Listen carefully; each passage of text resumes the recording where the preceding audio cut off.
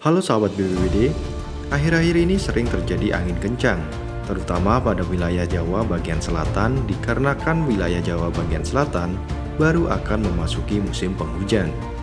Bahkan angin kencang ini sudah menimbulkan berbagai kerusakan, seperti pohon tumbang dan rumah rusak.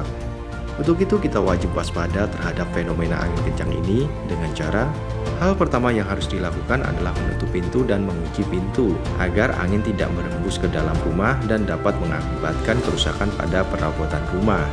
Matikan semua aliran listrik dan juga matikan peralatan elektronik agar tidak terjadi arus pendek yang dapat mengakibatkan kebakaran.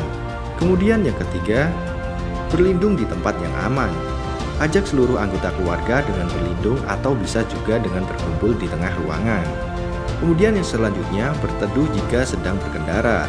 Hal yang paling penting apabila kamu berkendara di jalan, agar menepikan kendaraan dan juga masuk ke dalam ruangan.